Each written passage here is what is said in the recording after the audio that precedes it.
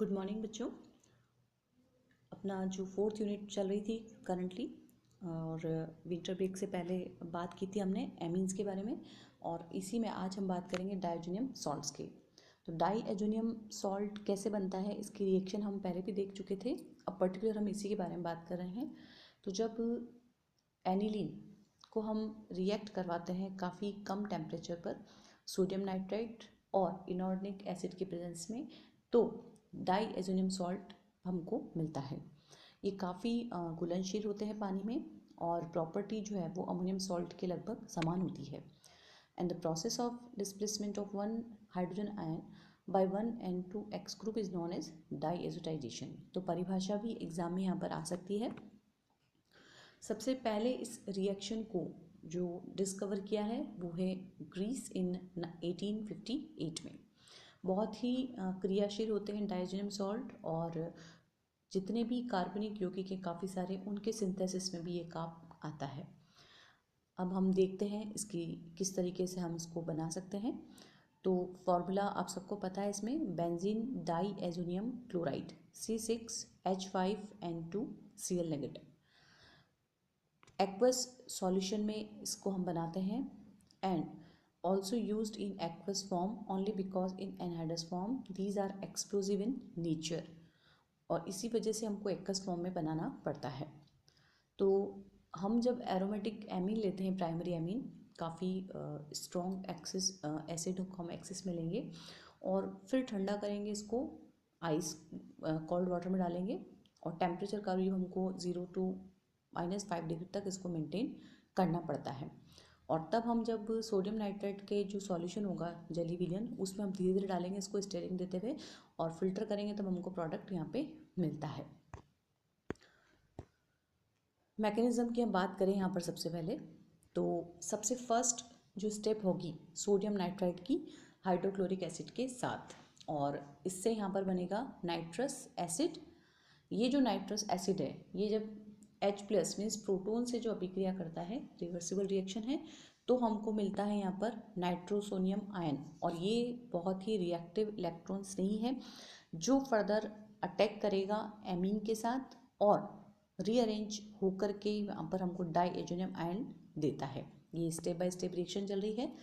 Amine हमने लिया यहाँ पर C6H5NH2 एनिलीन, और एनिलीन के साथ जब नाइट्रोसोनियम आयन अभिक्रिया कर रहा है, तो फर्स्ट में तो हम देख रहे हैं कि अभिक्रिया काफ़ी स्लो होती है, और जब ये जुड़ेगा इससे, तो चूँकि इलेक्ट्रॉन स्नेही है, तो एमीन जो NH2 समूह है उसका इलेक्ट्रो घनत्व जो है वो कम क्यों होगा, क्योंकि इलेक्ट्रॉन डेंसिटी यहाँ पर हम कह सकते हैं इलेक्ट्रॉन पेयर या lone pair of electron donate हो रहे हैं।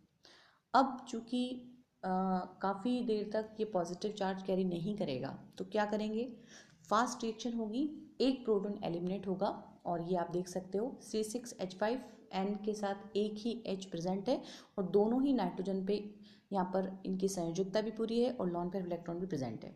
अब इनका पुनर्विन्यास होता है, और प्रोटोन ही यहाँ पर शिफ्ट होकर के कंटिन्यू और डाइज़ोनियम आयन बनाता है, जिसकी फाइनली क्लोराइड आयन से अभिक्रिया ये हो रही है, और ऐड होकर के बेंजीन डाइज़ोनियम क्लोराइड हमको प्राप्त होता है। अब हम अगर कंपेयर करें इसको एलिफेटिक एमीन के साथ, जो भी यहाँ पर नाइट्रस अम्ल के साथ अभिक्रिया करके बना रहा है, तो दोनों में फ़र्क क्या है। तो आप अभिक्रिया देखो यहाँ पर, जैसे RNH2, कोई भी हमने एलिफेटिक एमीन ली और नाइट्रस अम्ल के साथ जब अभिक्रिया हो रही है इसकी, तो ये बन रहा है, एक तो एल्किल समूह बन गया अपने पास, एक तरह से कार्बोकेटाइन R+, और नाइट्रोजन यहाँ पे निकलेगी, क्लोराइड आयन अपने को मिलता है। ठीक है, लेकिन अभी जब हमने बनाया इसको एरोमेटिक एमीन के साथ में, तो ये चीज़ नहीं बन रही है, वहाँ पर सॉल्ट के रूप में बन रहा है जो काफ़ी स्टेबल है। तो इस वजह से, और दूसरा यहाँ पर जो एमीन ग्रुप जुड़ा हुआ NH2 समूह बेंजीन रिंग के साथ, ये अपना lone pair electron towards the benzene ring shift करता है, और बेंजीन रिंग में नेगेटिव चार्ज भी आता है, तो काफ़ी स्टेबिलिटी यहाँ पर हो जाती है। रासायनिक अभिक्रियाओं की हम बात करते हैं, तो diazonium salts are very reactive and useful compounds, and the reaction can be classified into following categories. 3 category में हम इसको डिवाइड कर रहे हैं। सबसे पहला ऐसी अभिक्रियाएं जिसमें हम प्रतिस्थापन की बात करेंगे, और दूसरा है युग्मन अभिक्रियाएं, और लास्ट में हम पढ़ेंगे अपचयन कैसे हम इसको करवाएंगे। तो सबसे पहले हम बात कर रहे हैं प्रतिस्थापित होने वाले समूह किस तरह से अभिक्रिया को देखेंगे। In this type of reaction diazo group is substituted by a nucleophile. नाभिक स्नेह के द्वारा हम यहाँ पे डाइएजो ग्रुप को प्रतिस्थापित करेंगे और इस अभिक्रिया के अंदर बहुत सारे कंपाउंड्स को सिंथेसाइज किया जा सकता है। सबसे पहले हम देख रहे हैं substitution by hydroxide group. OH समूह के द्वारा हम प्रतिस्थापन कैसे करें। When solution of any diazonium salt is steam distilled on boiling with dilute H2SO4, the phenol is obtained। तो diazonium salt से फिनॉल कैसे बना सकते हैं, उसकी एक तरह से रिएक्शन हो गई है, ये आप देखो इसमें, और फिनॉल मेजर प्रोडक्ट अपने को मिलता है। Many phenol can be synthesized with the help of this reaction. For example, meta nitrophenol।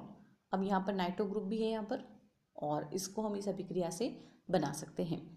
पहले तो मेटा डाइनाइट्रोबेंजीन को हम कन्वर्ट करते हैं मेटा नाइट्रो एनिलीन में, और फिर NH2 समूह आने के बाद डाइएजुटीकरण करेंगे इसका, और फाइनली हमको प्रतिस्थापित होकर के मेटा नाइट्रोफिनॉल मिलता है।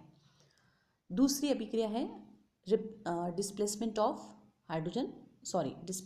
बाय हाइड्रोजन के द्वारा। हम कैसे करें। By this important reaction, various substitute compounds can be formed by removing amino group, which cannot be formed by normal substitution reaction। तो इस अभिक्रिया का मेन जो हम कह सकते हैं इम्पोर्टेंस है वो यही है।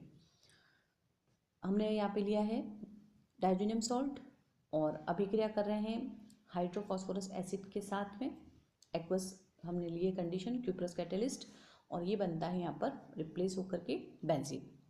मैकेनिज्म हम देखें इसको तो मुक्त मूलक अभिक्रिया के द्वारा होता है ये।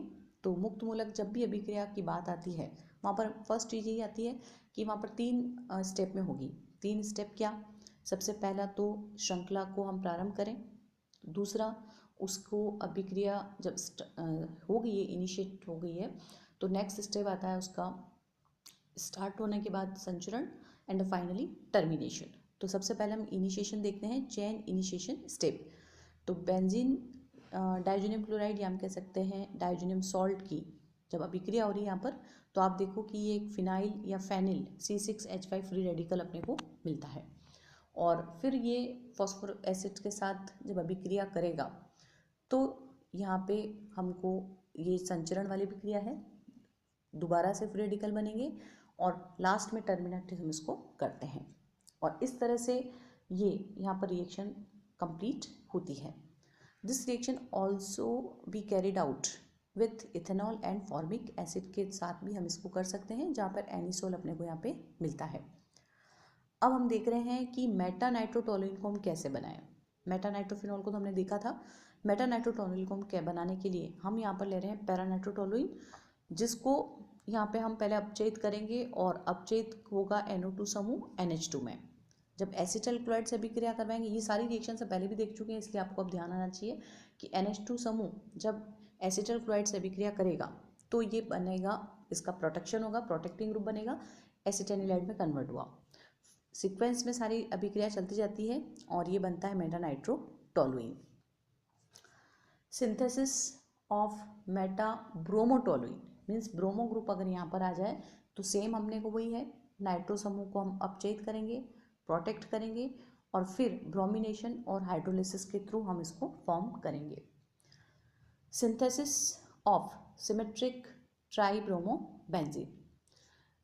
बहुत ही नॉर्मल कंडीशन में ट्राइब्रोमोबेंजीन जो है वो बनाना बहुत ही मुश्किल है, लेकिन डाइएजोनियम सॉल्ट की सहायता से या इसकी मदद से हम इसको आसानी से बना सकते हैं। जैसे एनिलीन स्टार्टिंग मटेरियल है, और ब्रोमिनेशन जब करेंगे तो ये बनेगा 2,4,6 ट्राइब्रोमो एनिलीन, और जब डाइज्यूटाइजेशन इसका हो गया तो फिर ये अपचयित होकर के अल्कोहल के साथ में ये बनेगा ट्राइब्रोमोबेंजीन। तो ये जो अभिक्रिया हमने देखी थी ये थी, इसमें इलेक्ट्रॉन्स नहीं एक तरह से चल रहा है ये। नेक्स्ट इसके बाद में हम देखते हैं।